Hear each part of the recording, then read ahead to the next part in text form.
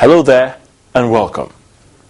Recently, the federal government announced moves to ensure transparency in the country's crude oil industry with the approval of NIMASA as a representative at the oil platforms. Now, this will enable the agency to monitor the exportation of crude oil from Nigeria and importation of refined petroleum products by ships and vessels. Now, the Nigerian Maritime Administration and Safety Agency has come under some criticism over this contract that I've mentioned to a private organization, and it is wondered, what is there actually to be gained from it? Our guest this week is the Director General of NIMASA, Mr.Patrick Ziakede Akpobolokemi, as he speaks to us on his responsibility of leading the agency and other key issues he is hard to grapple with since his appointment just about a year ago, such as ports decongestion, staff training, private sector participation, funding, maritime security, just to mention a few. I'm Ayotune Balogun, and this is Question Time.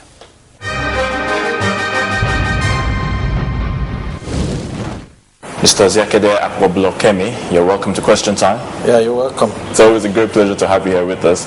We're looking at maritime security, and what better way to look into this issue than having you, that the Director General of the Nigerian Maritime Administration and Safety Agency. All right, let's start off right away. How has it been directing the affairs of the agency since your appointment? Well, it has been quite challenging, quite inspiring, and also motivating. It's 1 year plus since I assumed the mantle of leadership in this agency. I've seen a lot, so much more to see, a lot more to contribute to develop our country from the maritime perspective. Let's look at it holistically now. How do you see the maritime industry as it is at present today? Well, we are a maritime environment, but are yet to be a maritime nation. That means we have abundant potentials in the maritime sector that is yet untapped, that if well tapped, is going to make this country great. Conservatively, I can say we've not tapped 1/10 of what is in the maritime domain, or if not more than that. What is worrisome is that in the past, particularly after the deaths of the Nigerian National Shipping Line, our flag became unattractive. Our national carrier went comatose. Indigenous capacity dwindled. And jobs in the maritime sector that ought to be handled by Nigerians were usurped, taken over by foreign persons, giving rise to capital flight, giving rise to unemployment, giving rise to stagnation in the industry. So these things worry me. But we are taking the right steps right now in confronting these evils, these problems that faced us as a nation in the maritime sector, so that we can reverse the trend and make progress, so that we can create employment for our people, we can create capacity for Nigerians, so that at the end of the day, all of us will be collectively happy. All right, now you talked about the sudden demise, or should I say the unfortunate demise of the NNSL, that's the Nigerian National Shipping Line. And I just want to ask you, shipping as it is, the business of shipping, it's rather a very big business regarding import and export. But do you really think it's a money-making venture for government? There can be no other business that can make money for the government rather than the shipping industry. Consider the volume of import and export. Conservatively, I know that over 80% of these imports and export come through shipping. Considering a country that is blessed with a coastal line, consider a country that has more than 200 EEZ, that is exclusive economic zone, with vast oil and gas infrastructure, deposits, minerals, aquatic lives. Consider the population of this country. Consider the over 853 square kilometers. You now know that shipping is the ultimate. The maritime sector is the ultimate. Consider the fact that all the oil and gas business activities are going offshore. Then you know the importance of shipping. Consider the logistics, the money that is involved in shipping activities, in vessel acquisition, engaged by the oil companies, and if appropriate taxes are paid to the government, if our people are empowered to do this, consider what is going to come to the government. Consider how many thousands of youths, if not millions, that are going to be employed if the right steps are taken. When you take all these things into proper perspective, you will know that there can't be no other sector that can offer better promises than the shipping sector. But I'm happy to say today that the government, in the person of President Goodluck Ebele Jonathan, is taking this industry with all passion that is required. Its interest in the sector is increasing by the day. And with that political will that has been shown by the President, I'm sure that we will become a maritime nation. Not only a maritime nation, we can become the hub of maritime activities in Africa.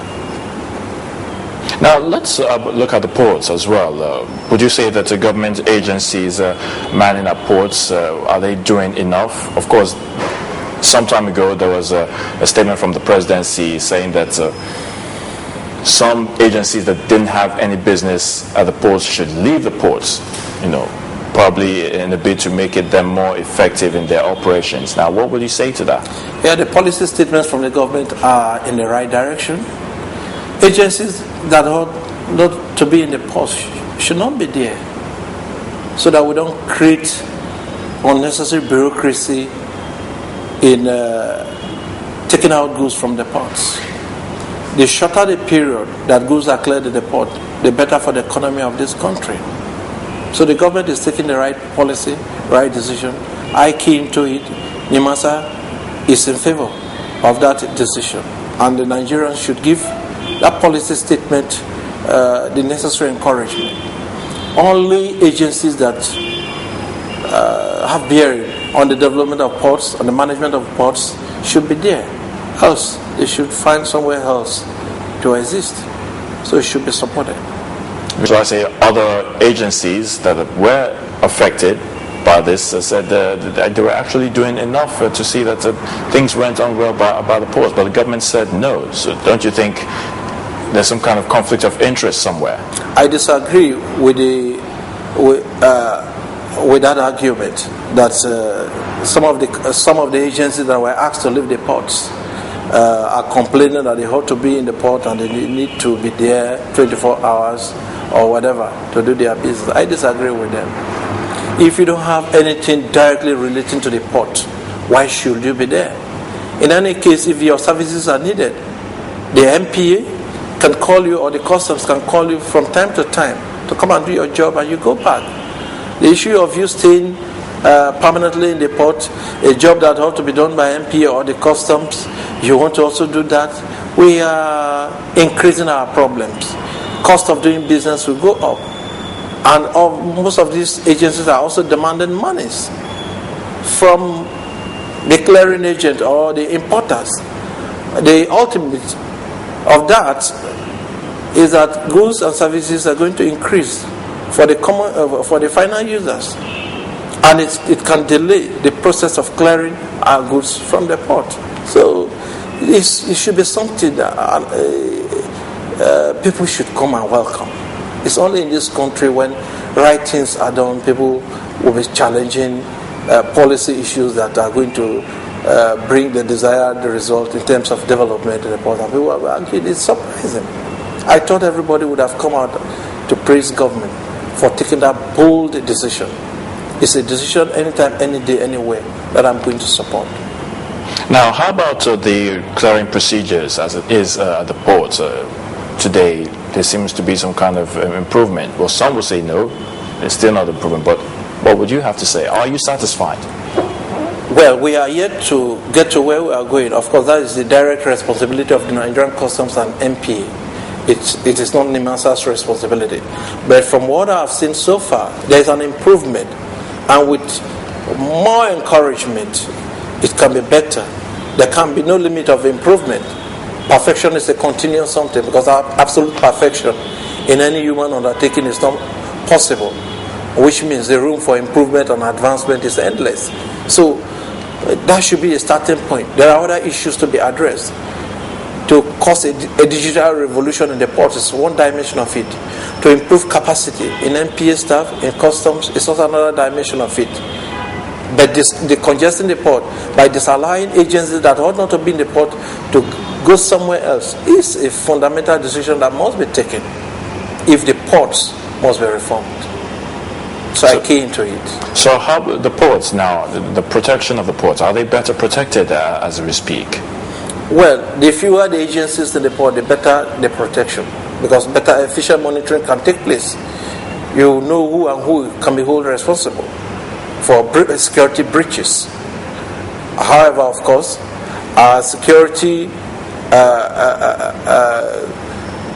can go up to the ports too, with cooperation from MPA, which we have seen so far. The two agencies are working together.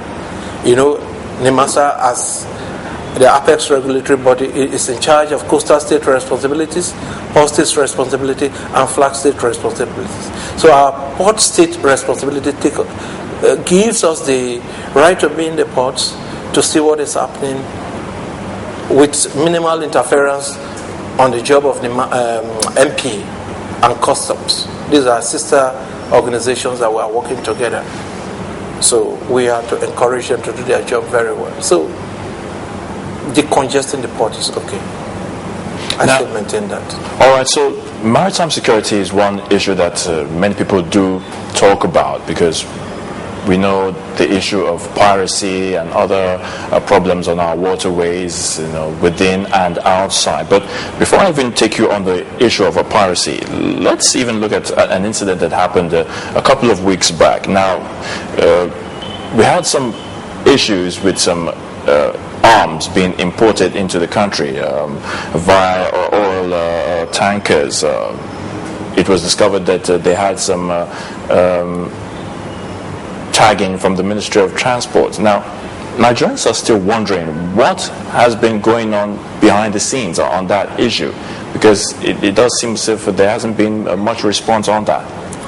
Well, before the arms came, our intelligence unit have discovered that certain arms or explosives are coming into the country. So we were monitoring the situation until the vessel actually came into our shores, battered, and we raised the flag that there are certain the cargo. There are certain questions that need to be cleared before they are cleared from the ports. We did our job.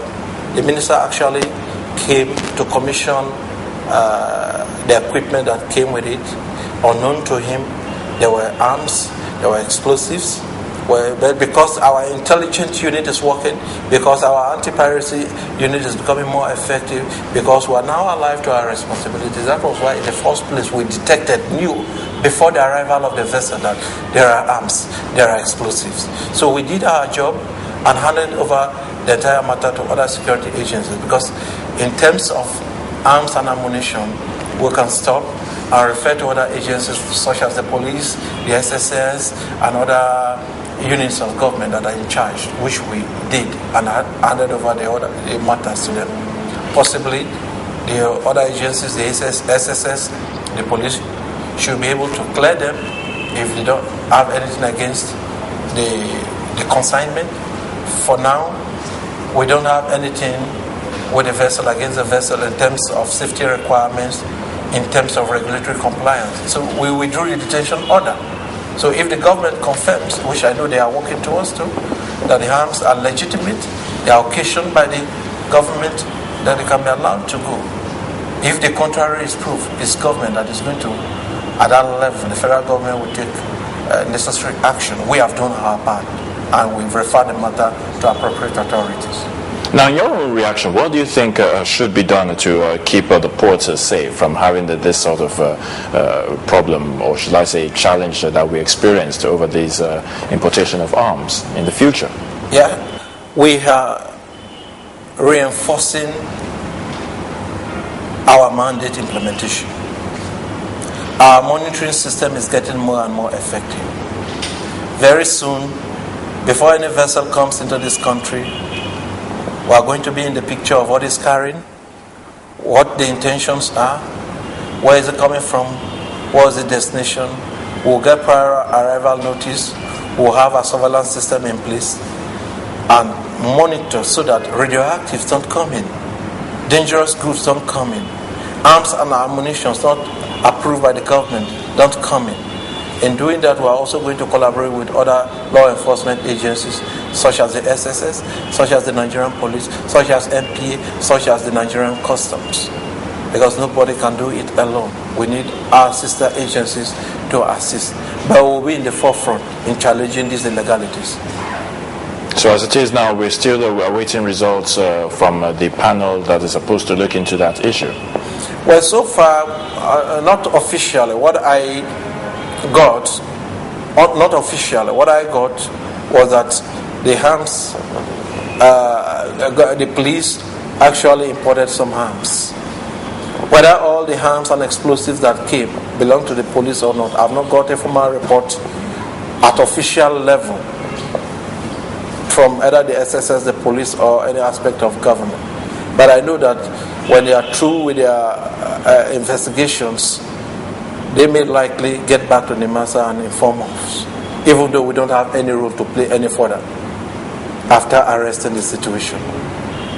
So that means that there has to be some kind of synergy with the other law enforcement agencies, particularly the police. We must work with the police must work with us. We must work with MPA must work with us. We must work with Customs, Nigerian Customs, and they must work with us. There must be synergy. Because these are all legitimate government agencies that are working in one way or the other in entrenching safe environment. Even though we are the apex regulator, we still must work with others. They are quite important to us. Now, I talked about piracy earlier on while we were talking, and I just want to ask you, what do you think is the cause of all these problems of piracy on our waterways, and how do you think we can tackle this challenge? Well, the fundamental problems that have caused piracy are, number one, loss of our values.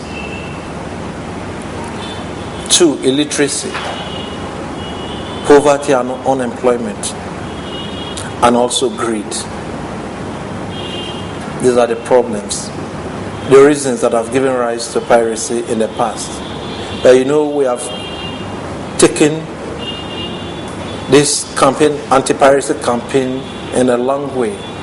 We've made so much successes. Although in security, it may be difficult to give 100% crime-free environment, because there is also the social dimension of crime, which I think the government is working on. Now let me give you a brief. At the point I came in to NIMASA, the piracy level was assumed a worrisome dimension, and we hadn't functional platforms. So I engaged the private sector that brought in some platforms for us to police at least the Lagos area, if we can't do that in the entire maritime domain. We did. That enabled us to prune down the level of piracy by over 80% in Lagos area. There are occasions where we have held pirates, taking them to other legitimate government agencies for possible actions. Are these pirates Nigerians? Pirates can't come from anywhere. Some can come from Nigeria, some from neighboring countries. That's why it's an international problem. They can converge at any point and carry out their nefarious activities. They could work in form of a cartel. So, pirates. But what happens, particularly in Nigeria, is not even piracy. Going by the definition of piracy, because piracy happens in the sea, a territory that cannot be acclaimed to be owned by one particular government. But then, whether you call it piracy, stealing, or sea robbery, it affects humanity. It affects business operation. And that's what concerns us. The true definition of piracy, it is not piracy. There's a difference between piracy and armed robbery, or sea robbery, or stealing. But all of them are negative. They don't come along with anything positive. They create reputation problem. They disrupt business activities. They can occasion loss of life and property. So, in any way you see it, whichever perspective you view it, is antithetical to development. It's a social vice and should be crushed. But the social aspect of it, there should be a social solution to it too, not only the confrontational aspect, job creation, education, etc., etc. The success in the Lagos area, the anti-piracy campaign in the Lagos area, prompted Mr. President, on the request of the Benin Republic President, to extend our anti-piracy campaign to Republic of Benin. Precisely, we've been there, let's say we've been here for about 6 months. In fact, the letter that came from the presidency said that there were 35 successful piracy attacks against the shipping, the vessels in Benin Republic, and that we should move into action immediately to stop it. And we moved into action August 2011. From August 2011, there has been no one single report of piracy, successful piracy in the Benin Republic territorial water. Now people will ask a fundamental question: what concerns us with what is happening in Benin Republic? That's right. Of course. What concerns them? So many vessels that ought to have come to Nigeria were not coming because of the piracy in that area, which means we are losing revenue. There are occasions where we have held pirates, taking them to other legitimate government agencies for possible actions. Are these pirates Nigerians? Pirates can't come from anywhere. Some can come from Nigeria, some from neighboring countries. That's why it's an international problem. They can converge at any point and carry out their nefarious activities. They could work in form of a cartel. So, pirates. But what happens, particularly in Nigeria, is not even piracy. Going by the definition of piracy, because piracy happens in the sea, a territory that cannot be acclaimed to be owned by one particular government. But then, whether you call it piracy, stealing, or sea robbery, it affects humanity. It affects business operation. And that's what concerns us. The true definition of piracy, it is not piracy. There's a difference between piracy and armed robbery, or sea robbery, or stealing. But all of them are negative. They don't come along with anything positive. They create reputation problem. They disrupt business activities. They can occasion loss of life and property. So, in any way you see it, whichever perspective you view it, is antithetical to development. It's a social vice and should be crushed. But the social aspect of it, there should be a social solution to it too, not only the confrontational aspect, job creation, education, etc., etc. The success in the Lagos area, the anti-piracy campaign in the Lagos area, prompted Mr. President, on the request of the Benin Republic President, to extend our anti-piracy campaign to Republic of Benin. Precisely, we've been there, let's say we've been here for about 6 months. In fact, the letter that came from the presidency said that there were 35 successful piracy attacks against the shipping, the vessels in Benin Republic, and that we should move into action immediately to stop it. And we moved into action August 2011. From August 2011, there has been no one single report of piracy, successful piracy in the Benin Republic territorial water.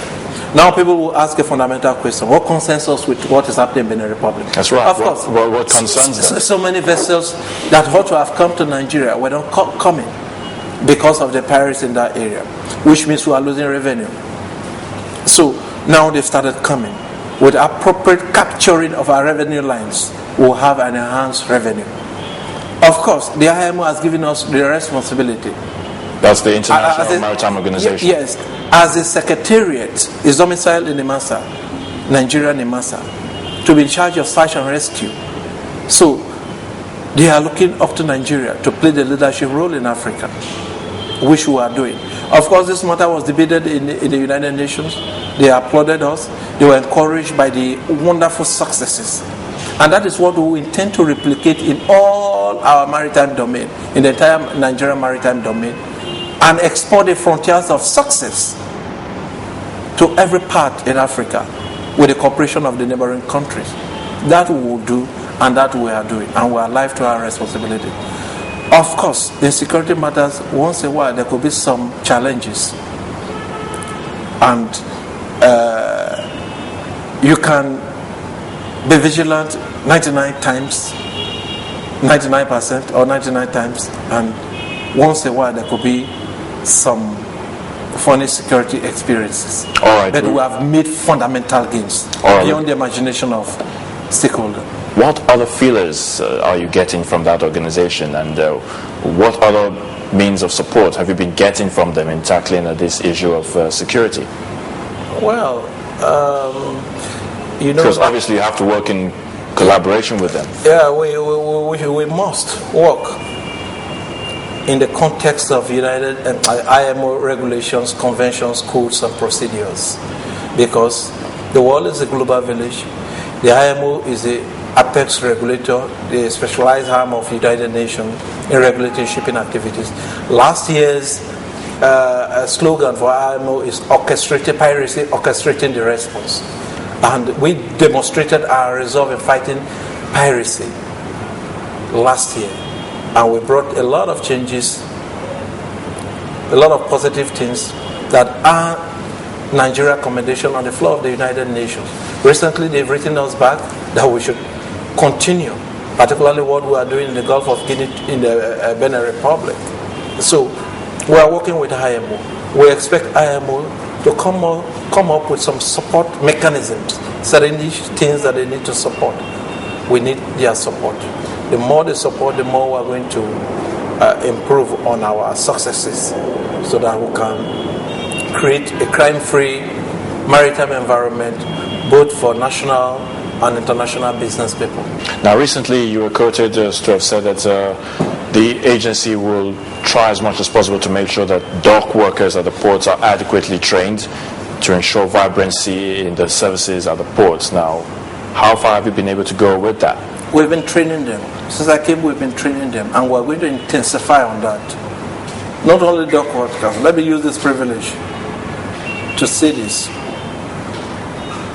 I inherited a program from my predecessor. They call it the NSDP program. That is the Nigerian Seafarers Development Program, where we train in conjunction with state governments, train Nigerians in various parts of the world.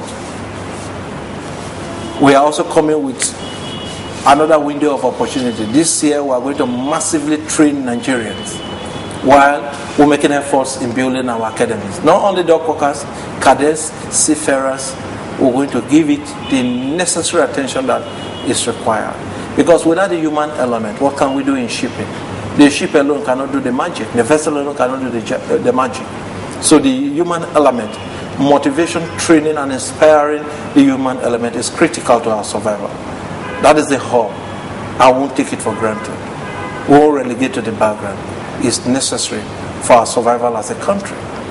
All right, now let's look at the issue of the private sector organization, talking about the contracting of some platforms meant to monitor ships. Now, I understand that contract is in millions of dollars, running into millions of dollars. What are you going to say to that? Thank you for this question, and let me use this opportunity in clearing some misgivings or misunderstanding from some of our stakeholders. We, as a maritime agency, is in charge of maritime safety and security, ensure clean oceans, ensure that pollution don't occur, and if they occur, what remediation should happen in our maritime domain. Now, we are in charge of safety and security, search and rescue. these are activities that can happen anytime, anywhere. E.g. piracy, toxic waste coming into this country. Now, if we allow the normal bureaucracy in running government business or delays in running government business to suffocate these goods, we'll find ourselves in trouble. Why do you say so? Because we should be 24 hours alive in monitoring what is happening in our entire maritime domain. We should have the platforms that are enough, equipped with necessary surveillance system. We should be alive. We should boast of boats that can, any part of the maritime domain, enforce our search and rescue responsibilities. But don't you think this is going to be duplicating the efforts of NIMASA, or what NIMASA has been created for? No. Let me tell you, our act. People should go back to our act. A nation perishes if they allow ignorance and illiteracy to survive, to suffice, or to prevail. People should go and read what NIMASA is all about. Our act has given us the liberty to engage any person, group of persons, companies, government agencies in driving our mandate. It's in our act. What we've essentially done is this. Because of the bureaucracy, the capital investment, the competencies, and every other factors that, because of time, I may not go into, we decided to engage the public sector, the private sector, to bring in the platforms and the necessary electronic surveillance systems, so that we can track ships and cargo coming into our shores, and in that way also enforce regulatory compliance in key areas such as maritime labor, cabotage enforcement,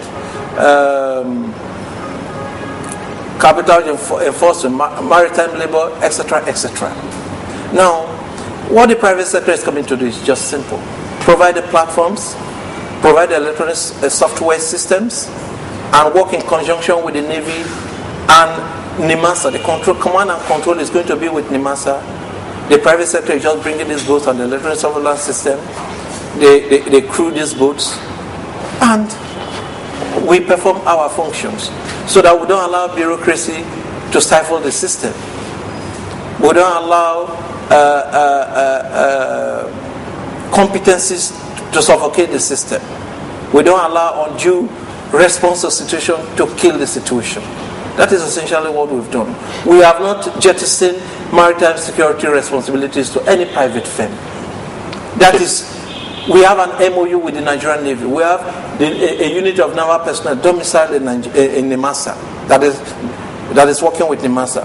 They've been with us since I came, before I came, and now the pilot scheme in the Lagos area and of course in the Cotonou area is done by NIMASA in conjunction with the Nigerian Navy, with the private company providing the platform. All right, we are only expanding the business. All right, let me just say that, because from what you've said so far, people will say, then how do you react to the integrity of those involved in the contract? Because people will say perhaps it's just seen as a way of settling a group of persons.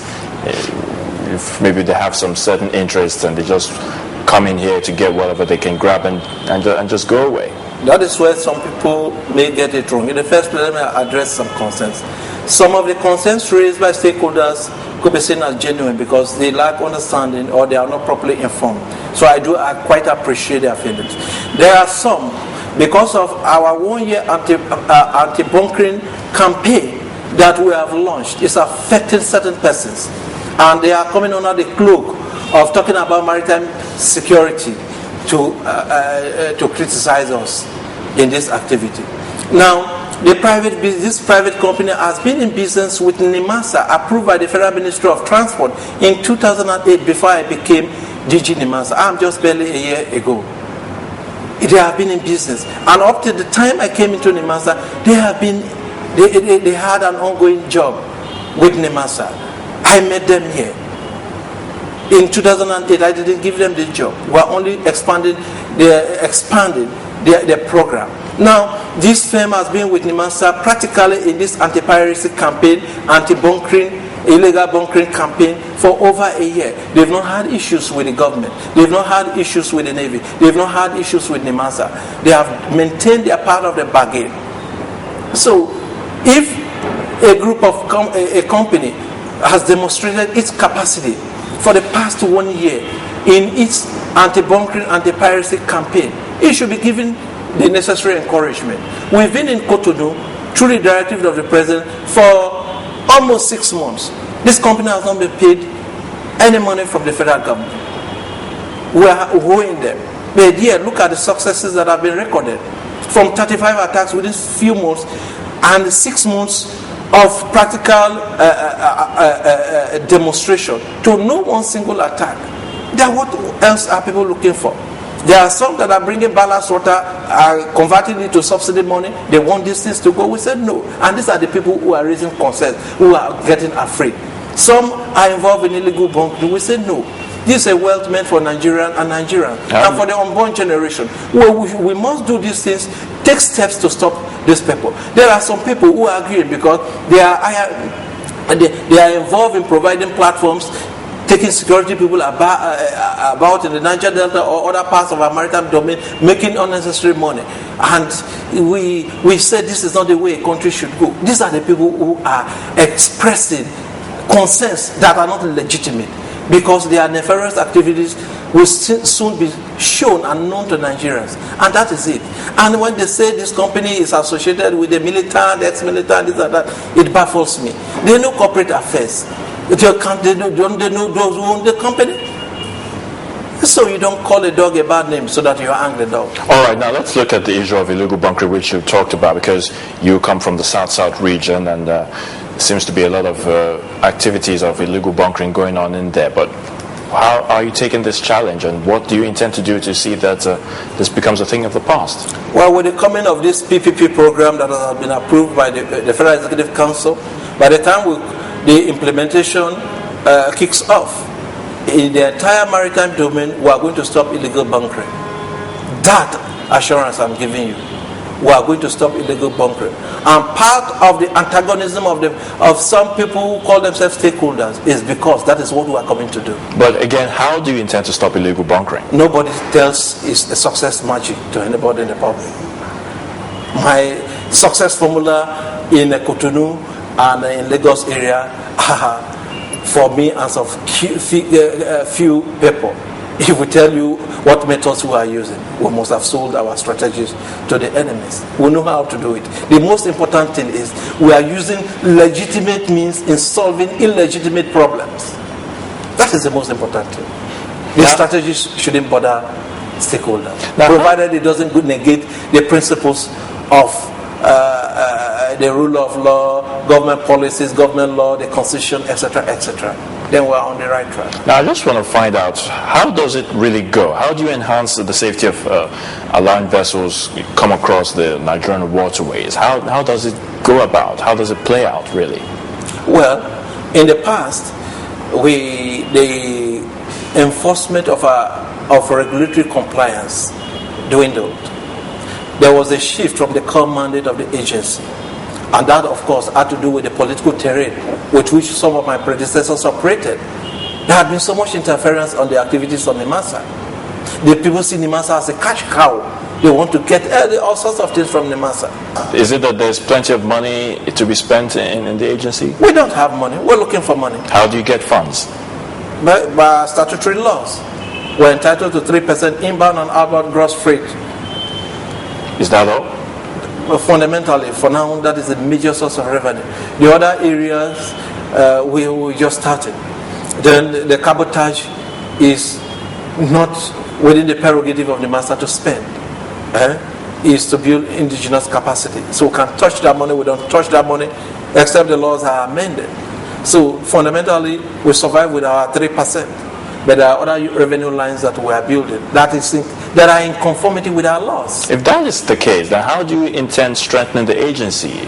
We want to getting things like patrol boats and other kinds of equipment meant for the maritime security there. My dear brother, I've just told you, the private sector, the private company is coming with all the platforms we need. that will enable us with an electronic surveillance system to track cargoes that are coming in, ships that are coming in and going out, and block all revenue leakages, all possible known revenue leakages, identify other revenue leakages that we don't know, so that revenue can be boosted, so that government can have more money to meet its priorities. That is why we're engaging this private company in checkmating the activities of illegal bunkering, checkmating the people who are under declaring or avoiding our statutory levies. If we avoid them, we'll make more revenue. Essentially, that is what you ask a question: why we are spending so much money. NIMASA is not going to be exposed financially. NIMASA is not going to be exposed financially. The private sector is bringing all the monies, providing the platform, bunkering the platform above a threshold, a benchmark, an incremental revenue above what we are earning is when they will get something. So it's a tedious task. It's a very difficult task. We exposed so many companies bidded. They came. They couldn't survive this. No, it's not possible. They like the normal way of getting contract, being paid, etc., etc. When we gave them this option, they said, no, it's too challenging. They can't come in. And that is the truth. You call Nigerian company, you call 50 companies, come in and do this thing, they will say, no, it's difficult to achieve. But this company is daring. They've proved they have been able to show a good name for the past 1 full year that we have engaged them. We've not found them wanting in any regard. From maritime security issues, from whatever, they are alive to their responsibilities. So we should encourage them. And of course, they are Nigerians. So if they are building capacity, they are building capacity for Nigeria, capacity for the government, etc., etc. So what other unique features do we expect from your tenure as the Director General, from all what you've said? What other things should we be expecting, particularly this year?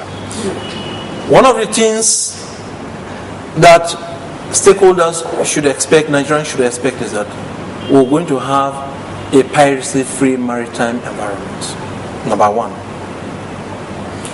We're going to boost our revenue so that government will have more money to spend to meet its priorities. We're going to build capacity for indigenous people.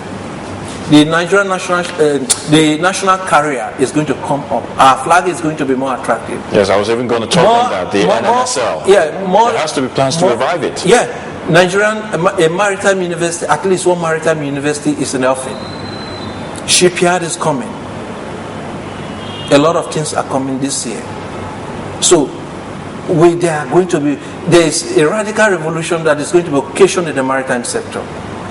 Our management, the NIMASA management, is not relaxing. We are not sleeping. We are going to be free from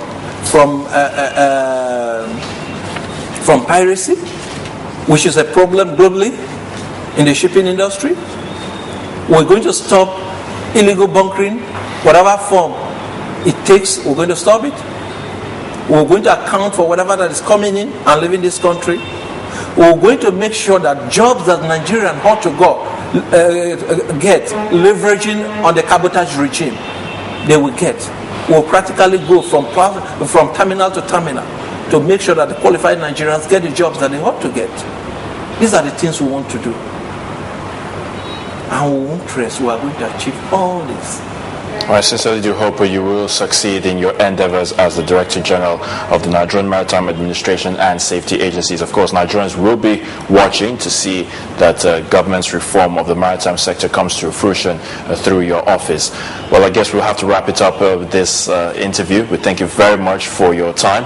Thank you very much, Mr. Akpobolokemi. God bless you. Thank you very much again for questions. Thank you.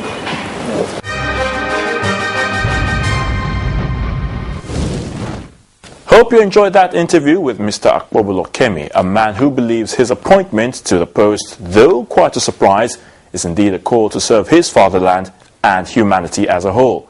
And he would want Nigerians to support and key into the maritime policies of the Goodluck Jonathan administration, as giant strides are being made in the sector, especially in the areas of cabotage implementation, deployment of security facilities, revamping of the national carrier, that's the NNSL, maritime safety, piracy, and the establishment of a maritime university. Now, the gains of the sector are indeed enormous, and when fully tapped, it will surely help to provide more revenue for the government and create job opportunities for all Nigerians. But certainly these issues, if you ask me, should be taken seriously by stakeholders, and perhaps better days will lie ahead. Well, that's it for the week. Remember to send your questions, comments and suggestions to questiontime@channelstv.com, or you can also watch us online at channelstv.com. Till we come your way again next week, I'm Ayatunde Balogun saying stay blessed and bye for now.